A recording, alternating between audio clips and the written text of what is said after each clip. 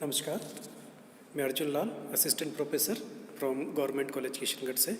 आज हम marketing subject के अंतर्गत बात करेंगे क्लासिफिकेशन ऑफ प्रोडक्ट, उत्पादों का वर्गीकरण के बारे में डिटेल से चर्चा करेंगे कि उत्पादों का वर्गीकरण किस प्रकार से किया जाता है और उसमें कौन कौन से पॉइंट्स आते हैं। तो उत्पादों के वर्गीकरण का जो विवेचन होता है तो इस प्रकार से आता है। इसके अंतर्गत सबसे पहले बात करते हैं औद्योगिक उत्पाद के बारे में। तो औद्योगिक उत्पाद के अंतर्गत आता है सबसे पहले इसके अंतर्गत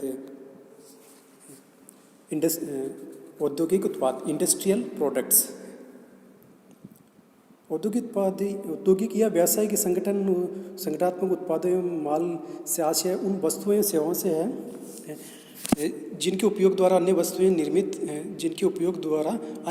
निर्मित या उत्पादित की जाती है अथवा सेवाएं प्रदान की जाती है। तो बात करते हैं इस औद्योगिक उत्पादों के जो निम्न भागों में विपरीत किया जा सकता है। तो पहला आता है इसमें कच्चा एवं अर्ध निर्मित उत्पाद, raw and semi finished product. वे उत्पाद जो खेतों, खानों एवं वनों से प्राप्त होते हैं कच्चे उत्पाद कहलाते हैं। इनमें विभिन्न प्रकार के उत्पाद सम्मिलित होते हैं जैसे गेहूँ, चना, मटर, दालें, वनों की लकड़ी, खनिज तेल, समुद्री उत्पाद, कोयला, सोना, चांदी, लोहा एवं रासायनिक पदार्थ। ये सभी उत्पाद निर्मित उत्पादों के कच्चे उत्पाद या कच्चे माल के रूप में प्रयोग में लाए जाते हैं, लेकिन इनकी क्रय विधि में भिन्नता होती है। यदि कच्चे माल की लागत एवं कुल उत्पादन लागत में एक छोटे से भाग का प्रतिनिधित्व करती है तो ये प्राय ऐसे कच्चे माल की पूर्ति मध्यस्थों के माध्यम से की जाती है। इसके बाद नेक्स्ट पॉइंट आता है औद्योगिक उत्पाद में कढ़ाई के उत्पाद। ये भी उत्पाद होते हैं जिन्हें निर्मित उत्पादों के रूप में देखा जाता है और जिनके रूप में परिवर्तित किए बिना निर्मित उत्पादों के प्रयोग में किया जाता है। उदाहरण के लिए जैसे टेलीविज़न के स्पीकर, कैबिनेट, स्कूटर के स्पार्क प्लग, टायर ट्यूब, चादरें, बॉयलर, विद्युत छड़ें। तो ऐसे उत्पादों को प्राय औद्योगिक उपयोगकर्ता प्रत्यक्ष रूप से निर्माताओं से क्रय करते हैं और अन्य उपयोगी वस्तुओं में लगा दिया जाता है या जड़ दिया जाता है। जैसे इस्पात के ट्यूब को मोड़कर साइकिलों में के ढांचे बनाए जाते हैं। धातु की चादरें, संदूक एवं ट्रंक वगैरह बनाने में काम आते हैं और बॉयलर भी चादरों से बनते हैं। नेक्स्ट पॉइंट, उपकरण उत्पाद। ऐसे उत्पाद जिन्हें कल कारखानों में स्थायी तौर पर अथवा एक लंबी अवधि के लिए संस्थापित किए जाते हैं उन्हें उपकरण उत्पाद कहते हैं। जैसे कारखानों का भवन, प्लांट, साज सामान, छोटे बड़े यंत्र, कल पुर्जे, दफ्तर के सामान। नेक्स्ट पॉइंट, आपूर्ति उत्पाद। आपूर्ति उत्पाद वो होते हैं जिनकी आवश्यकता औद्योगिक उपयोगकर्ता की निर्माण प्रक्रिया में होती है, लेकिन वे निर्मित उत्पादों के भाग नहीं होते। इनमें कोयला, तेल, विद्युत शक्ति, पेट्रोल, डीजल, मशीनों के कल पुर्जे, नट बोल्ट, चिपकाने वाले पदार्थ एवं दफ्तर में काम आने वाले स्टेशनरी आदि को सम्मिलित किए जाते हैं। नेक्स्ट पॉइंट आता है परिचालन उत्पाद। ऐसे उत्पाद जो उद्योग, निर्माण एवं परिचालन प्रक्रिया में सुविधा प्रदान करते हैं किंतु अंतिम उत्पाद का हिस्सा नहीं होते, उन्हें परिचालन उत्पाद कहते हैं। नेक्स्ट जैसे मशीन का तेल, ग्रीस, दफ्तर में काम आने वाली स्टेशनरी आदि। नेक्स्ट पॉइंट, प्रबंध उत्पाद मैनेजमेंट प्रोडक्ट्स। प्रबंध उत्पादों के अंतर्गत दफ्तर उपकरणों एवं उनकी आपूर्तियों को शामिल किया जाता है। जैसे संबंध विद्याएं, मशीनें, data processing machine, typewriters, electronics, computers, खाता, पुस्तकें, संचार सुविधाएं आदि। इनमें जो उपकरण अधिक मूल्यवान होते हैं उन्हें या तो पट्टे पर ले लिया जाता है या क्रय पद्धति पर खरीद लिया जाता है। नेक्स्ट पॉइंट, संगठनात्मक उत्पाद। वे उत्पाद जिनका महत्व संगठन की निर्माण प्रक्रिया एवं उनके संचालन में महत्वपूर्ण स्थान होता है उन्हें संगठनात्मक उत्पाद कहते हैं। जैसे वित्तीय सेवाएं, कानूनी सेवाएं, संगठनात्मक सेवाएं आदि। नेक्स्ट बात करते हैं उपभोक्ता उत्पाद के बारे में। ऐसे उत्पाद या सेवाएं जो आम जनता के लिए अंतिम उपभोग या उपयोग के लिए बनाई जाती है उन्हें उपभोक्ता उत्पाद कहते हैं। उपभोक्ता उत्पाद के अंतर्गत निम्न आते हैं जैसे क्रय आदतों एवं मनोवैज्ञानिक आधार पर आता है। सबसे पहले जिसके अंतर्गत आता है सुविधाजनक उत्पाद। सुविधाजनक उत्पाद से हम आशय लगाते हैं जैसे ऐसे उत्पाद जिनकी आवश्यकता नित्य प्रतिदिन होती है, जिनका मूल्य कम होता है, तुरंत एवं न्यूनतम प्रयासों से खरीदता है, जैसे बीड़ी, सिगरेट, गुटखा, पान, दवाइयाँ, डबल रोटी, दूध, छाछ, रिफिल, कागज़, पुस्तक आदि। नेक्स्ट आता है इसके अंतर्गत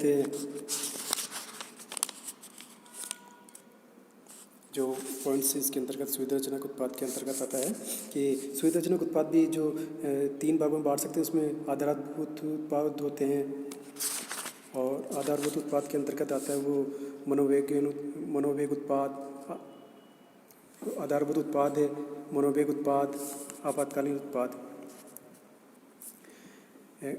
क्रय आदतों एवं मनोवैज्ञानिक आधार के आधार पर दूसरा पॉइंट आता है सौदा उत्पाद। सौदा उत्पाद में भी ऐसे जो आज ऐसी वस्तुओं से लगाते हैं जिन्हें क्रय करते समय उपभोक्ता उनकी कीमत, किस्म, आधार, रंग, डिजाइन आदि शैली के आधार पर विभिन्न निर्माताओं से तुलनाएं करते हैं।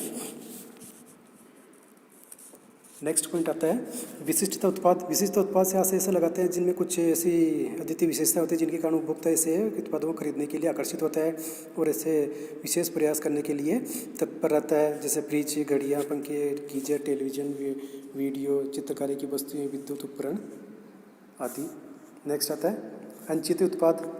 ये उत्पाद होते हैं जिनके बारे में उपभोक्ता ने पहले से कभी सोचा नहीं है, अचानक जानकारी में आने या लाए जाने के कारण ही क्रय करने को प्रेरित होता है। उदाहरण के तौर पर द्वार द्वार घूमने वाले विक्रेताओं द्वारा किसी उत्पाद को दिखाने, डाकघर पर बचत योजना में धन लगाने हेतु प्रेरित करने या तथा मकान तथा अन्य संपदा के दलाल द्वारा उसकी क्रय पर सुझाव देने पर उपभोक्ता द्वारा क्रय निर्णय लेते हैं।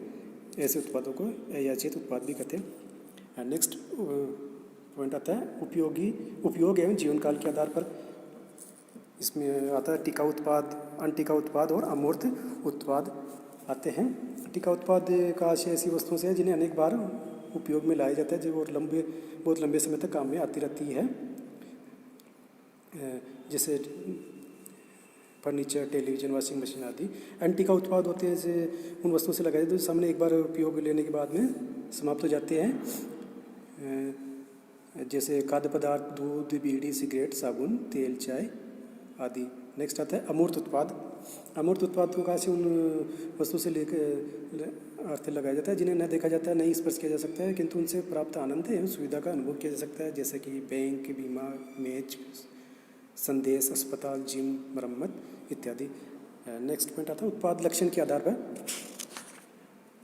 उत्पाद लक्षण के आधार पर उत्पादों के उपयुक्त जो उपभोक्ताओं के खोज प्रक्रिया और विपणन सम्मिश्रण के बीच संबंधों को व्यक्त करने में असमर्थ होते हैं। इस समस्या का निवारण करने के लिए भी उत्पादों को उत्पाद लक्षण के आधार पर विकसित किया जा सकता है, जो उसमें आता है लाल उत्पाद आता है, पीले उत्पाद आता है, नारंगी उत्पाद आता है। तो लाल उत्पाद ऐसे होते हैं जिनका मूल्यांकन नीचे है। ऐसे उत्पादों को विपणन के लिए विपणनकर्ता को चाहिए कि वैसे दीर्घ वितरण माध्यम एवं व्यापक स्तर पर विज्ञापन का प्रयोग करें। नेक्स्ट आता है पीले उत्पाद। वे उत्पाद होते हैं जिनका मूल्यांकन ऊंचा होता है। ऐसे उत्पादों के विपणन के लिए विपणनकर्ता को छोटी वितरण व्यवस्था एवं प्रत्यक्ष संवर्धन प्रयासों को अपनाना चाहिए। नेक्स्ट आता है नारंगी उत्पाद होते हैं। नारंगी उत्पाद का अभिप्राय उन उत्पादों से लगाया जाता है जिनका मूल्यांकन न्यूनतम एवं अधिकतम मूल्यांकों के बीच। ऐसे उत्पादों के विपणन के लिए विपणनकर्ता को चाहिए कि वे ऐसा विपणन माध्यम अपनाए जो न छोटा हो न ही दीर्घ हो। इसके अतिरिक्त उन्हें संवर्धन के लिए विज्ञापन एवं व्यक्तिगत विक्रय तरीकों को भी विस्तृत रूप से अपनाना चाहिए। तो आज की क्लास में हमने बात की थी क्लासिफिकेशन ऑफ प्रोडक्ट के बारे में। तो आज की क्लास में इतना ही। नेक्स्ट क्लास में नेक्स्ट टॉपिक के बारे में चर्चा करेंगे। Thank you.